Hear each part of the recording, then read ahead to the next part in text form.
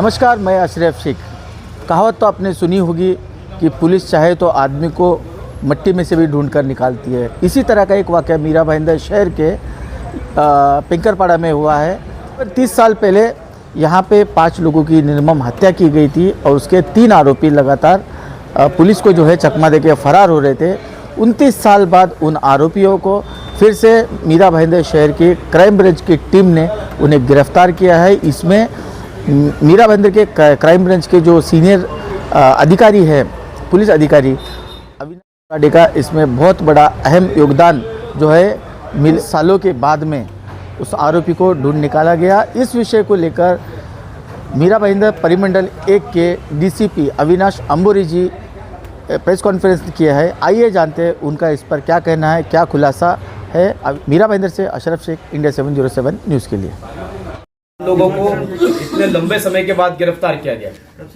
1994 में 16/11/94 को Kashmira police station के अंतर्गत एक गंभीर हत्याकांड हुआ था, जिसके फिरियादी राजनारायण प्रजापति है। और इस गुने में जो मयत व्यक्ति है उसमें उनकी पत्नी जगरानी देवी और उनके साथ में उनका एक लड़का 5 साल का जिसका नाम प्रमोद था, एक लड़की पिंकी 3.5 साल की थी, मुलगा चिंटू 2 साल का था और एक 3 महीने का बच्चा। ऐसे 5 लोगों का निर्घुण हत्या 3 आरोपियों ने की थी। चाकू से वार करके इनके ऊपर हत्या का मामला दर्ज हो गया। CR नंबर 107 94 तहत 302 201 IPC के तहत गुना दर्ज हो गया।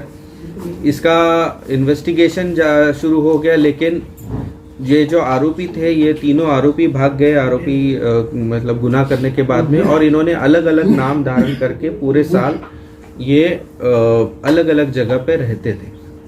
इसी बीच हमारे पुलिस ने काफ़ी सारे प्रयास किए, लेकिन इनको हम लोग पकड़ नहीं पाए। 2021 में हमारे क्राइम ब्रांच के PI अविनाश कुराडे और उनकी टीम ने वापस दोबारा इन आरोपियों की पूछताछ के छानबीन शुरू की। आरोपियों का डिटेल्स निकालना शुरू किया। उसमें उत्तर प्रदेश के जो STF है उन्होंने हमें काफ़ी सपोर्ट किया इनकी मालूमात निकालने में। और सन 2022 में हमने जो कालू, एक आरोपी जो कालिया उर्फ राजकुमार चौहान, जो कतार गया था नौकरी के कारण, उसको हमने लुकआउट नोटिस हमने उसका इशू किया था। एयरपोर्ट में उसके हमने ताबे में लेके उसको अरेस्ट किया था उसमें, जिसमें एक प्रेस कॉन्फ्रेंस भी काश्मीरा पुलिस स्टेशन में हमने ली थी। साथ ही हम लोग जो मेन 2 अक्यूज थे, अनिल सरोज और सुनील सरोज, इनका हम लोग इनके पीछे हम लोग लगे हुए थे। और इसी दौरान हमें इंफॉर्मेशन मिल रही थी, हमारे इन्फॉर्मर्स भी हमें थे और हमारे पूरी टीम हमेशा उत्तर प्रदेश जाती थी। तो इस दौरान हमें पता चला कि ये जो अनिल सरोज है, ये वहाँ पे विजय नाम का एक, मतलब उसने अलग नाम लेके उसने पूरा अलग रेशन कार्ड, अलग आधार कार्ड बना के वो वहाँ पे रह रहा है, ऐसा पता चला। दूसरा जो आरोपी था सुनील सरोज, उसने संजय नाम का नाम धारण करके वहाँ पे रह रहा है, ऐसी हमें इंफॉर्मेशन मिली। और फिर हमारी पूरी team API Surve head constable Thapa और हमारी पूरी यूनिट 1 की टीम वहाँ पे उत्तर प्रदेश में रही। वहाँ पे जो ज़िला है जौनपुर और वाराणसी, ये पूरे ज़िले में वहाँ पे हम लोग मालूमात निकाल रहे थे। पता चला कि ये दोनों भी जो आरोपी है, इन्होंने एक मांत्रिक के पास से जो भूत बाधा कैसे निकालना और ये सब चीज़ें इन्होंने सीख के वहाँ पे वो लोगों को ठगते थे और वहाँ पे लोगों को इस तरीके से इलाज करने के बहाने वो अलग अलग गाँव में जाते थे, ऐसा हमें पता चला। तो हमारी पूरी टीम और STF की टीम वहाँ पे चली गई।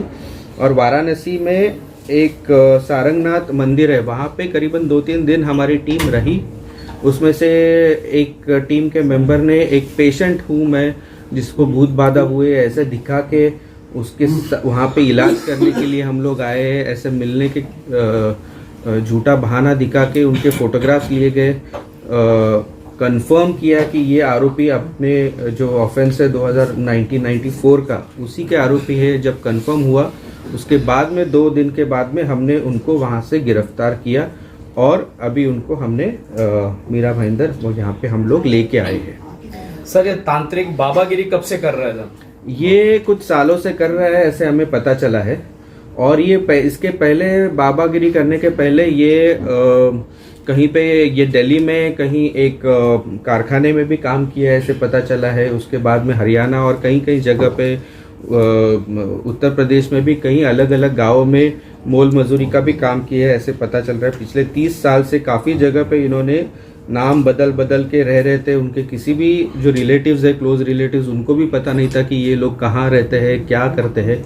लेकिन हमारे यूनिट 1 की पूरी टीम ने इसमें काफ़ी मेहनत करके, और उसमें हमें यूपी के एसटीएफ का बहुत ही अच्छा सहयोग मिला, और इसी वजह से हम लोगों ने ये जो गंभीर हत्याकांड के जो तीनों आरोपी है उन लोगों को अरेस्ट करने में हमने यश।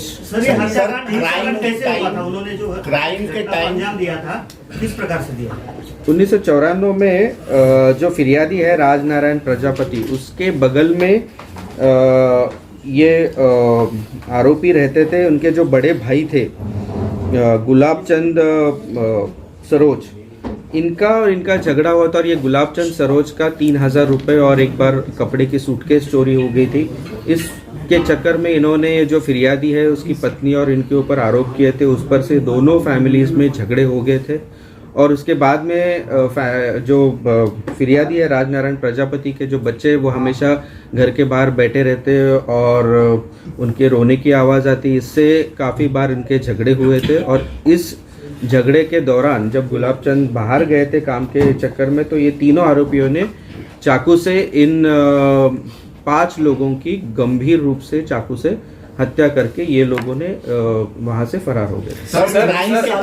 क्राइम के टाइम पे आरोपी की उम्र कितनी थी और अभी कितनी है? अभी जो दोनों जो मेन आरोपी अनिल सरोज और सुनील सरोज, उनकी उम्र करीबन 50 साल है। तो क्राइम के वक्त में उनकी 27 साल की उम्र वहाँ पे। सर 29 साल बाद भले आपने आरोपी को आज गिरफ्तार कर लिया हो, लेकिन सबसे बड़ी चुनौती आप पुलिस के सामने यह है कि कोर्ट में वो कन्विक्शन हो और अपराध सिद्ध हो।